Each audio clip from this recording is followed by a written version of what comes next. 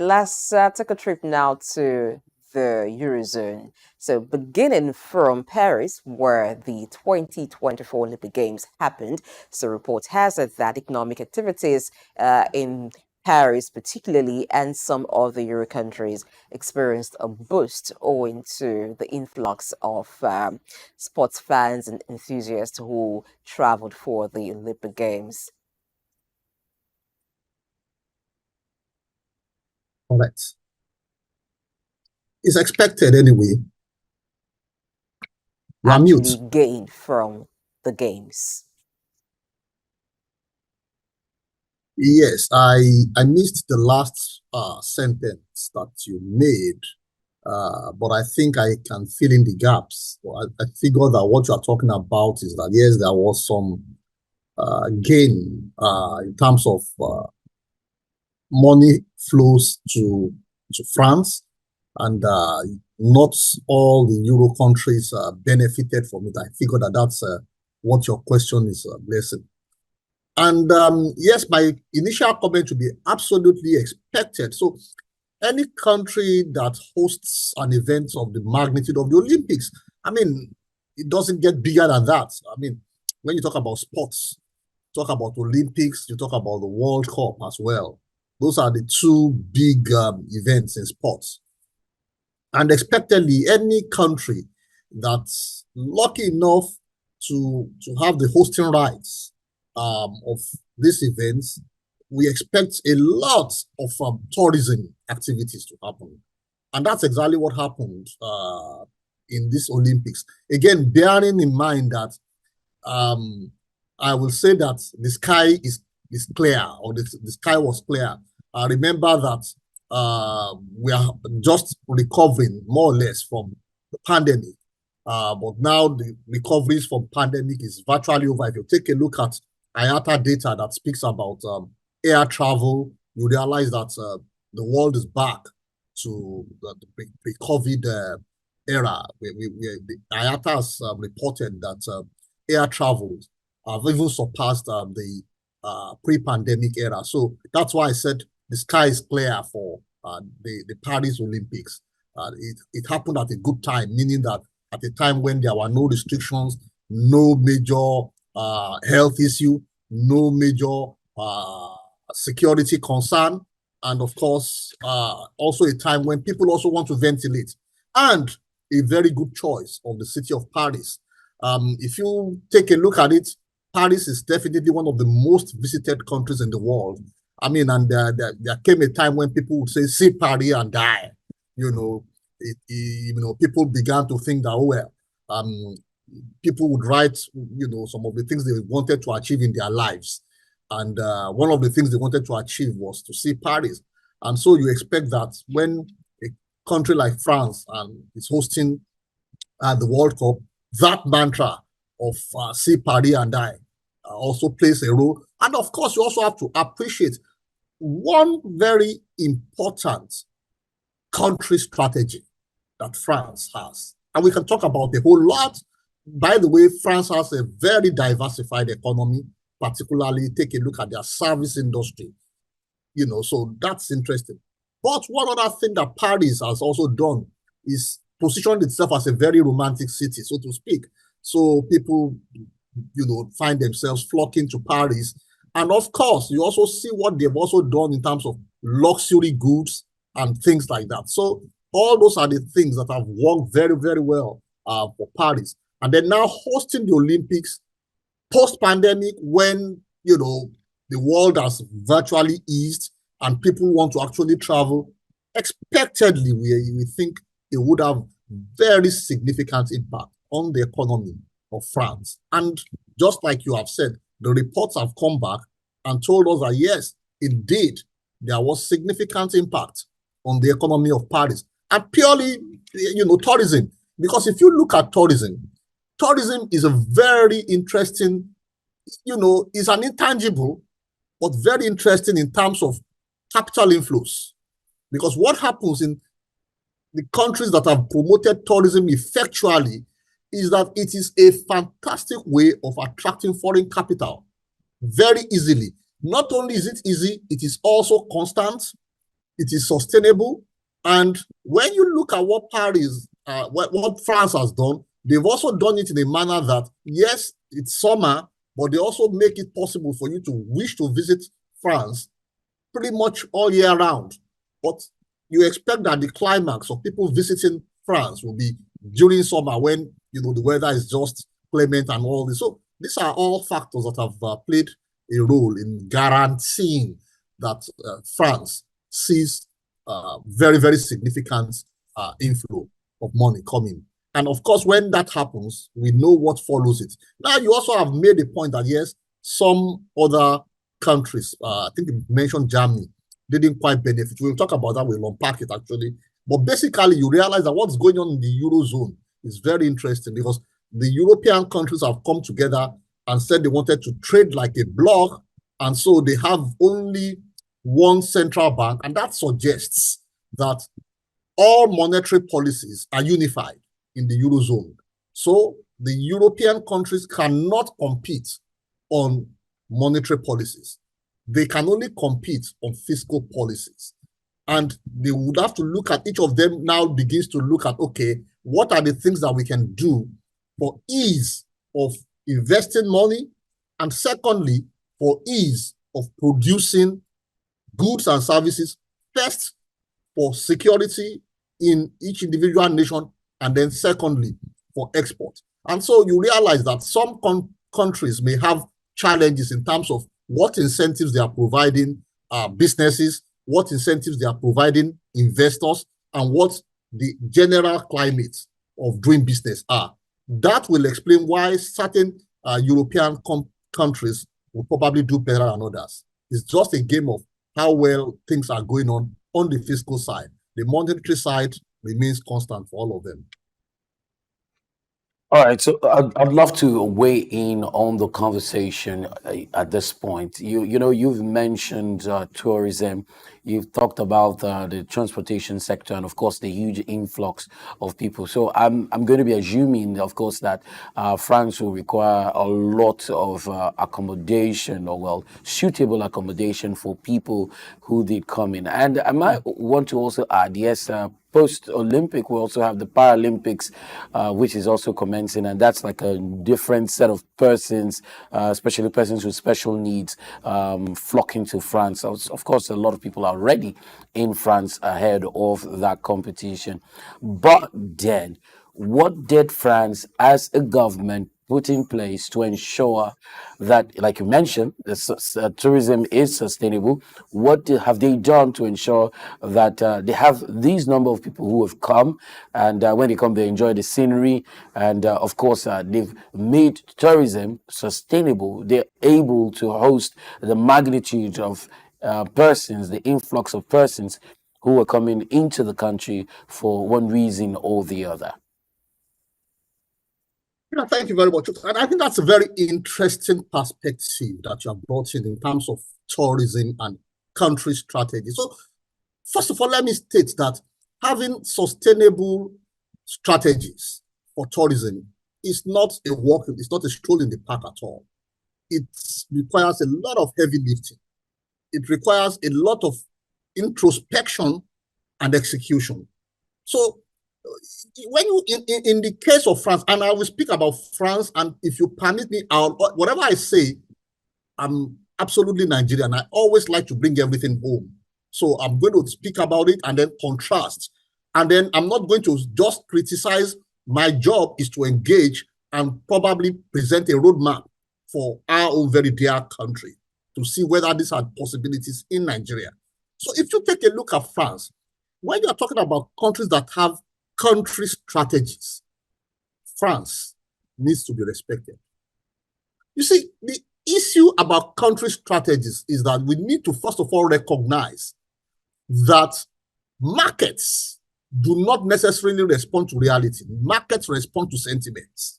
And that's why when market analysts are talking, you always hear them talk about what are the market sentiments.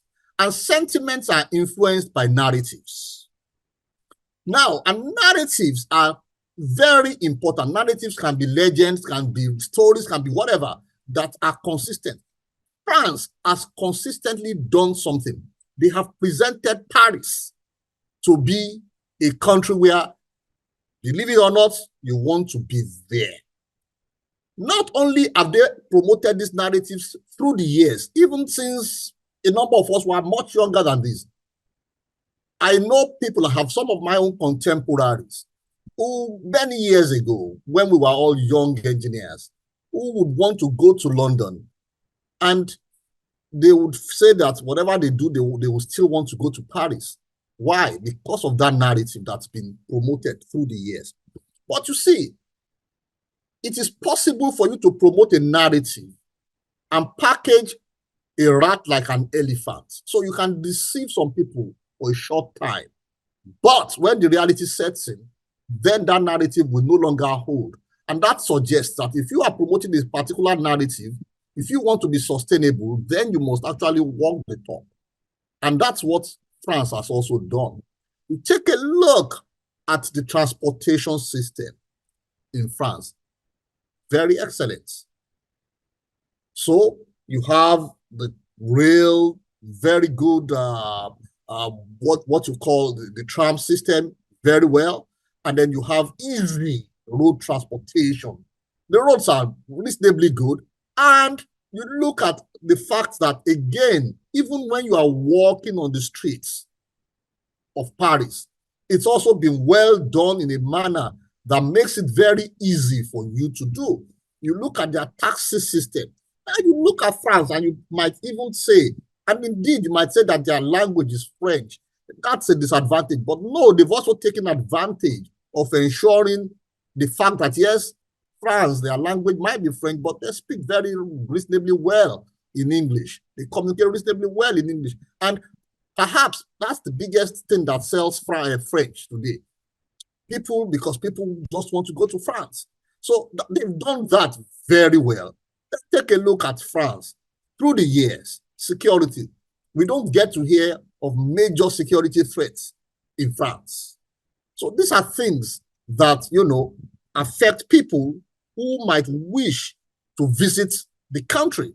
So, and then of course, like I said, they have also created not just the narrative, but the ambience, that when you get into France, they tell you want to go to the opera, you want to go to, some of these places that are tourist attraction, the Eiffel Towers that people really, really want to go visiting. And for the children, they have, now Euro Disney. So all these are the things that France has done.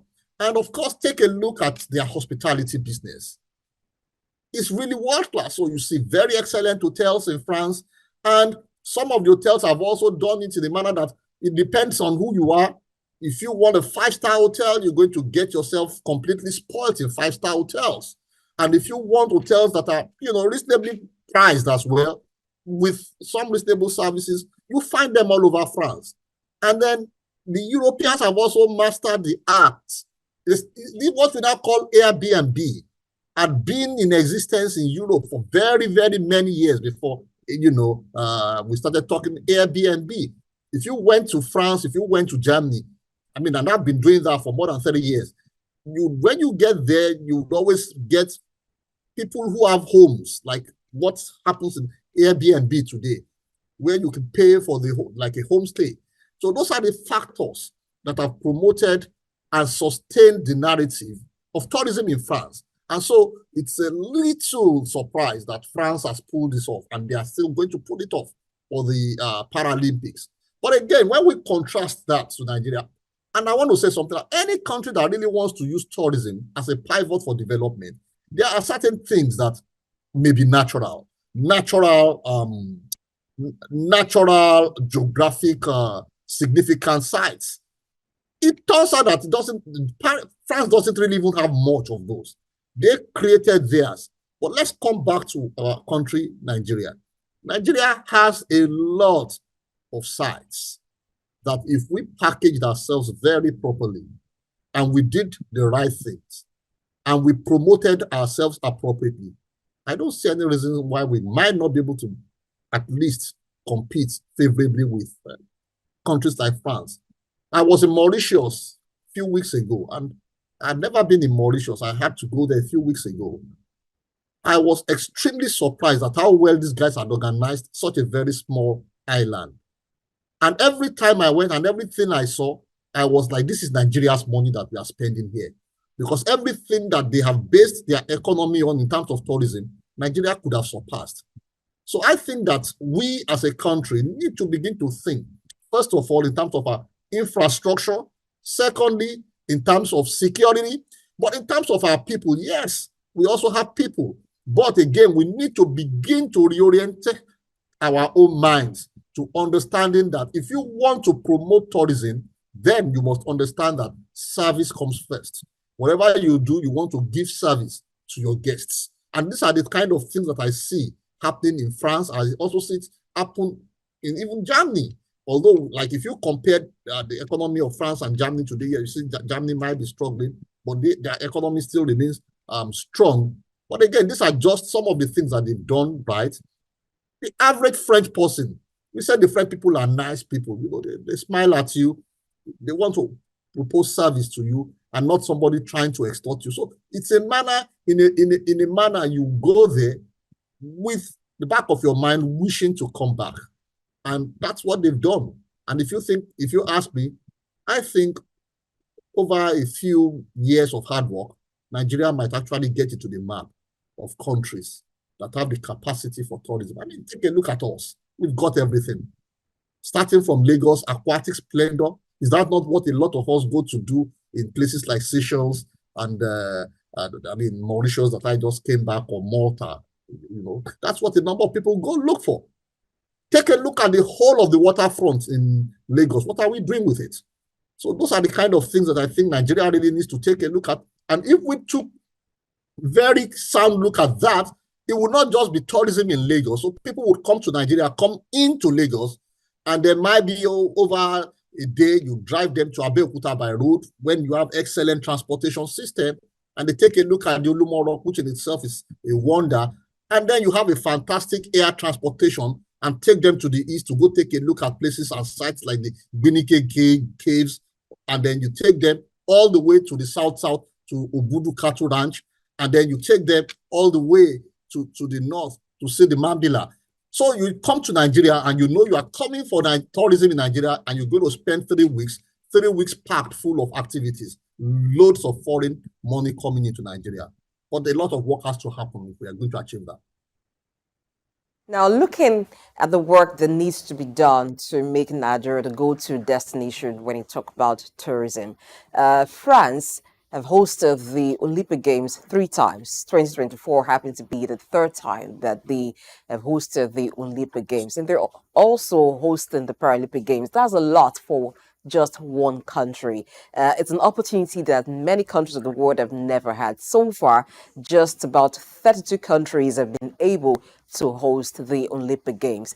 Now, there seems to be something about France, which you have said a lot about, talking about how France has a good reputation in terms of the city. Most people have that on their checklist for what they want to do in their lifetime. Perception and image. How can Nigeria build its own image that is not just about what you have, the sites that you have, how interesting a tour visit might be in Nigeria, but how is Nigeria perceived? Do people actually see Nigeria as that way?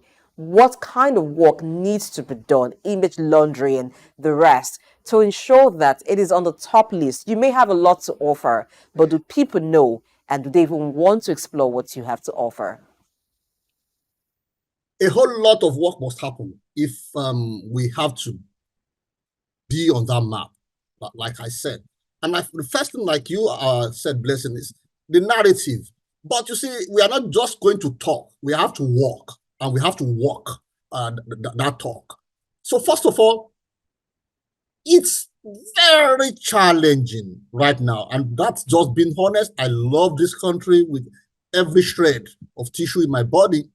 But when we look at ourselves and compare ourselves to these countries that have done very well with tourism, we have a reasonably long way to go. The first thing we have to take a look at, infrastructure. Take a look at what you get on the roads, how easy, let's start from there. I mean, quite a number of Nigerians, you go to France, you even go to London where they drive on the wrong side of the road, or Mauritius, same thing, where they drive on the wrong side of the road. And you land in the airport. You don't even think.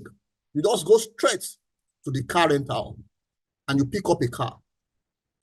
And it doesn't matter how long you're going to stay there. You rent the car for the period you're going to stay, and you actually feel extremely comfortable driving. And yesterday, something happened. I was talking to my driver in the car because something had happened on the road. And I just started laughing. And I said, it occurred to me that I had been in some other country and I stayed there for 6 weeks. And the car, my own car, I didn't even recognize the sound of the horn for 6 weeks. I didn't know the sound of the horn. That speaks to some level of culture. How when I have visitors that come into Nigeria, whether my children or visitors are coming to visit me, one of the things I do is I would never allow them to drive. Because I know that if I allowed them to drive, people who have been living outside the country for such a long time, they are likely going to get involved in some accident or the other. All these are the kind of things that we have to deal with. How do we do things? And that talks about what do we believe? Who is a Nigerian? What's our behavioral pattern? Yes, we can say we are aggressive. Absolutely nothing wrong in being aggressive, but aggressively pursuing the right things using the right methods. So these are things we need to take a look at. What do our infrastructure look like? Now you go to other countries like the France we are talking about, and you could be in France for 6 months, 1 year.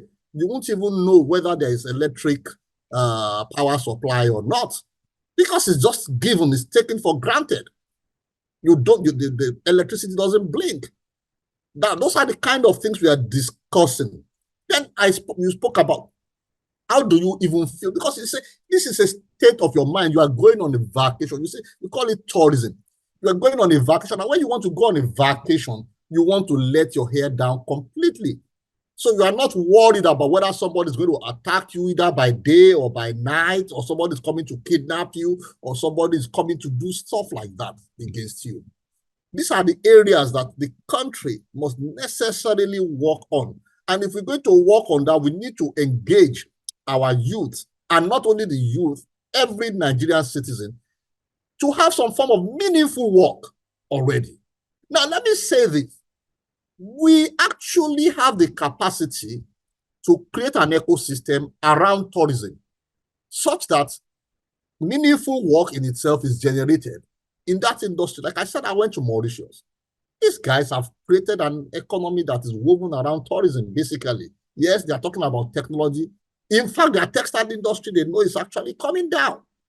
But that entire ecosystem, the entire country, is based virtually on tourism. And I asked the question, one of the days I went out in the taxi, and the guy said to me, crime rate in Mauritius is near zero. So those are the kind of things that talk about whether a country like Nigeria can in fact become ultimately a good place for tourism. So if we worked on some of these things, naturally, we have the natural things. Look, a lot of us, what do? Spend a lot of money saying we are going to Canada. And what do we go do in Canada? We want to go see the Niagara Falls. People that have seen the Niagara Falls. I have been in the Yele Falls before. It's a wonder to behold. But I saw a video very recently, and somebody posted it. Well, that the place, beautiful place as it is, now a lot of became like a dump hill somehow. How do you do that? So these are the kind of things that we are talking about, naturally positioned, but effectually disabled. So what is going to make us effectually enabled depends on what we do from the very top. And that means that the first thing we need to do is define the values, proper values for who a Nigerian is.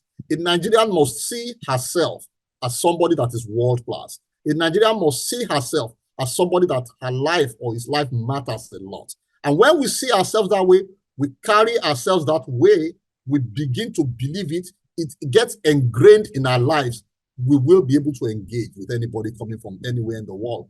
So lots of work to be done in Nigeria. But is it possible? Absolutely. If other countries did it, they don't have two heads. We can do it. And we are actually better positioned to achieve better results than a lot of them. Let's look at Germany, which did not actually benefit from the Olympics, and it's also a report also shows that the economy of Germany seems to be contracting. In fact, the Eurozone is feared to be close to a recession. Manufacturing has declined, even as the services sector experienced a boost in the month of August. Dr. Yele, what's your thoughts on this? What are the issues specifically with the German economy? Very straightforward. You have said it. Your short tells us everything. So if you take a look at, contrast the economy of Germany and that of a country like France, just like that report has actually demonstrated, Germany is known for manufacturing. That's what their whole economy is built around. It's a strong manufacturing economy. But if you take a look, and that's one of the first things I said when I started talking. If you take a look at the French economy, it's a little bit more diversified because they have a strong service sector. And so what's going on is that you see that they are having decline in manufacturing. And some of these challenges, like I said, remember I said that the entire Eurozone, they cannot compete on monetary policy because they have a unified monetary policy system. However, what happens to the monetary policy affects what you see in manufacturing and affecting things that have to do with growth, what we call economic growth. So if you take a look at the economy of Germany, under the kind of regime in the monetary sector, you expect that Germany could take a hit, clearly, because their economy would contract, which is what you have also seen in Nigeria, because as you continue to hike the monetary policy rates, you begin to see that tightening between the monetary policy rates and manufacturing and such sectors begin to tighten a lot more. So what you begin to see is a contraction. But the service industry has shown some more resilience. And that's why that will speak to why that will be the reason why you see that, yes, the French economy seems to be resilient, apart from the fact that they are at least the most, that the first port of entry for this boost that has happened to them due to the Olympics.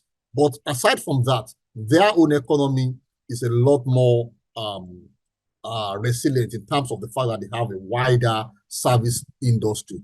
But if you take a look at all those other factors, take a look at what's going on with Russia, cutting gas to Germany and even the rest of Europe, making the Eurozone have very, very high energy costs. It's going to really tell on Germany. Those are the factors that might explain what's going on in Germany when you will contrast to a place like France.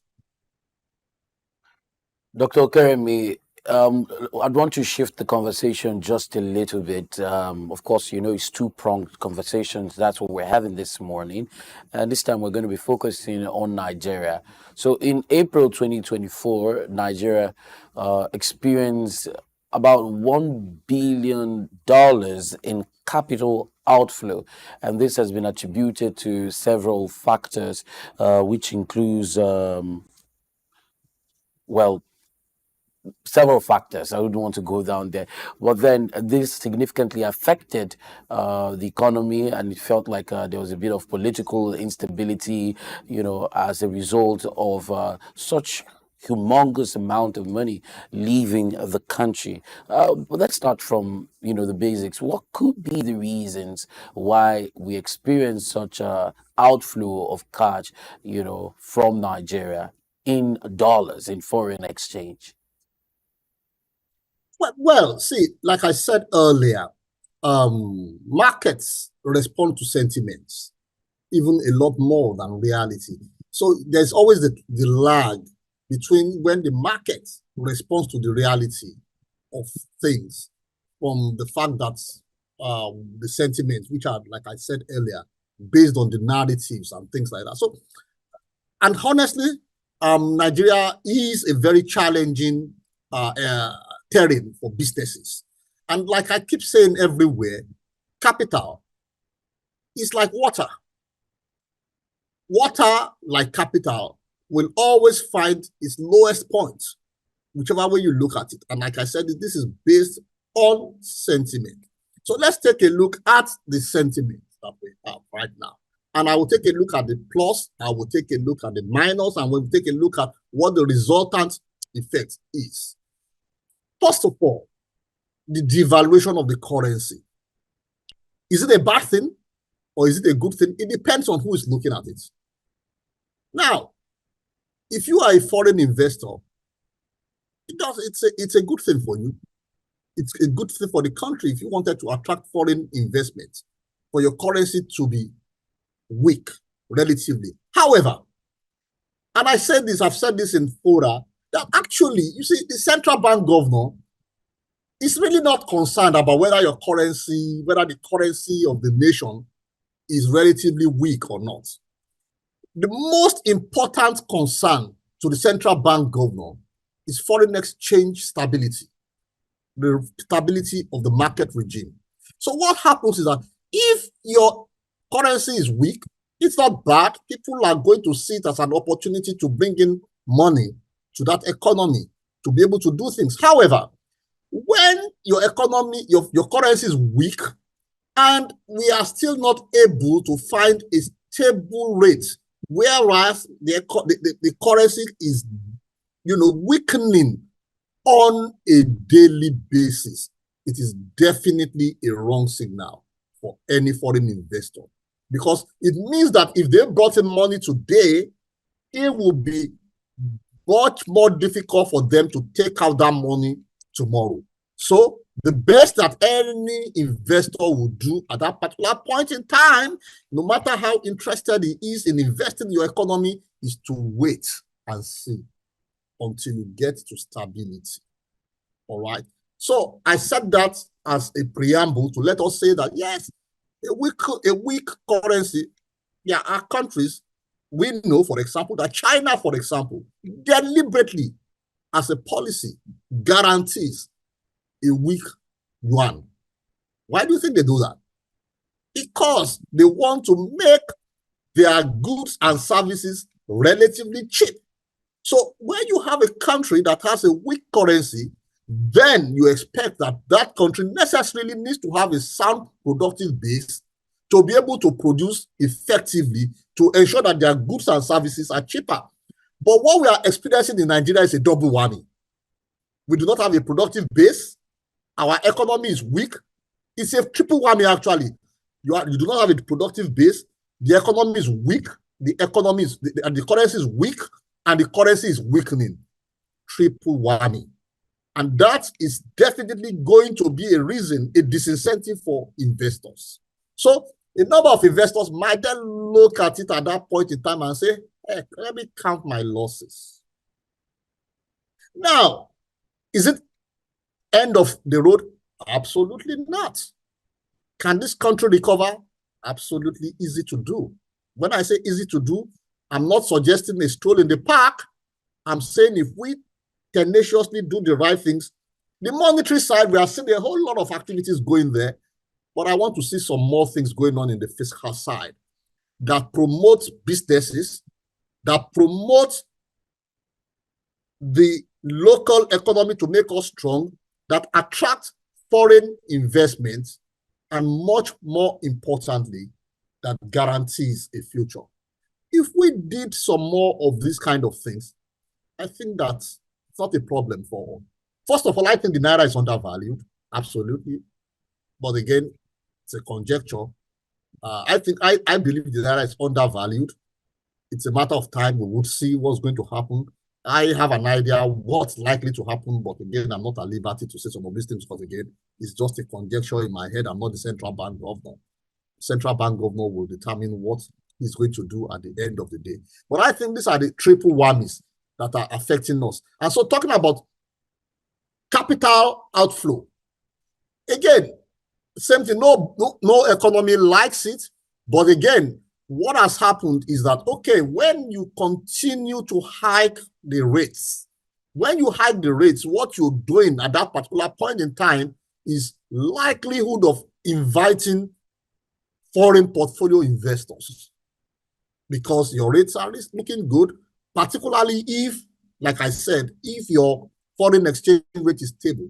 Those are the challenges we are having, because every time your foreign exchange rate dips, it's a disincentive to even for portfolio investor, because every dip in it is a hit on what your effectual rate is. So as you are raising the rate and your economy is losing value, you are actually getting nowhere. Sometimes it's even going to be negative return to the foreign portfolio investors. So that might be reasons why you are seeing a lot of money flowing out.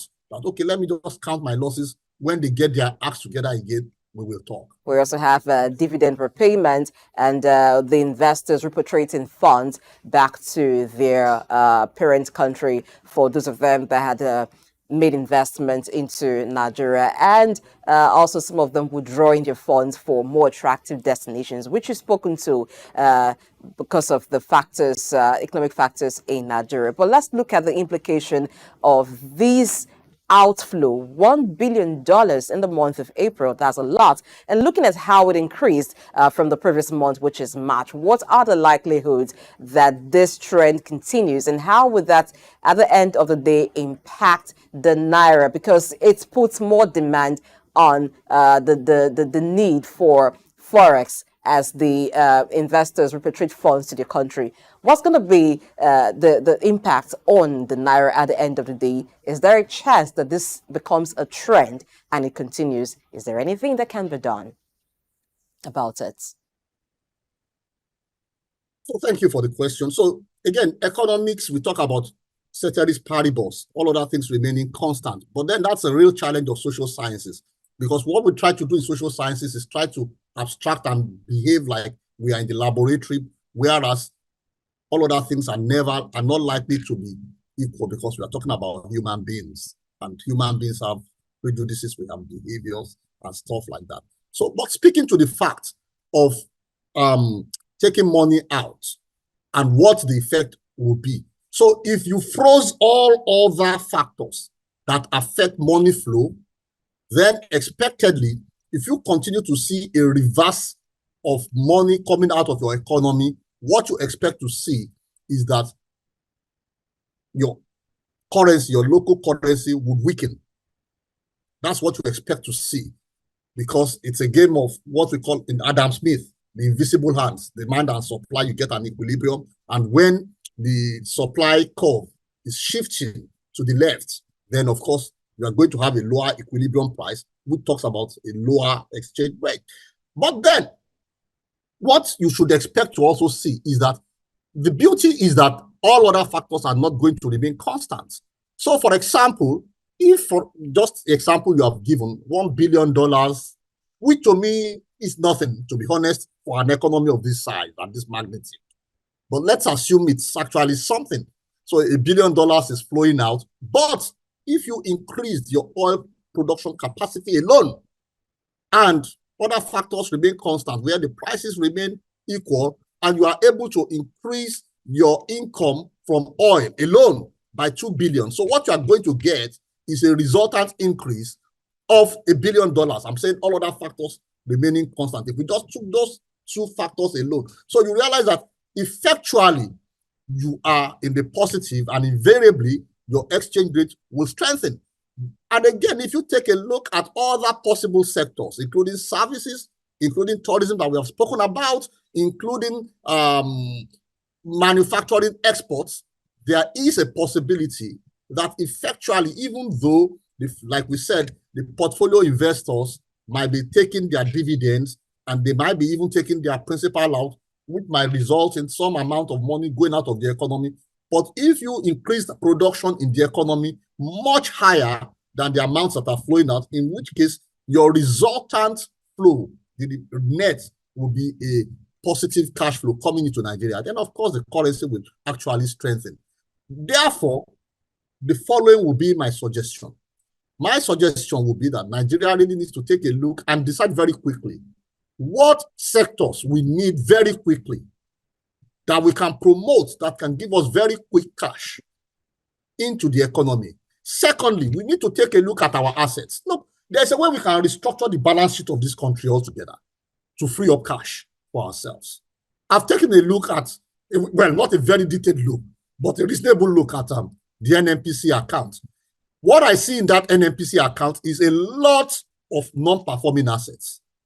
So if we are able to free some of those assets for cash, then of course some of the conversations we are having here would not even be necessary at all. Nigeria will be able to have reasonable cash flow coming into its own economy, whereby we can stabilize our markets. And of course, we will then be able to send effectual messages to even currency speculators that you don't mess with Nigerian currency. Well, Dr. Yele Okeremi, ceteris paribus, all things being equal, we would have wanted to continue the conversation, but then all animals are not equal. Some animals are more equal than others. George Orwell. Thank you so much for having time to have a conversation with us this morning, and we look forward to more conversations in the near future. Pleasure is mine. Have a good day.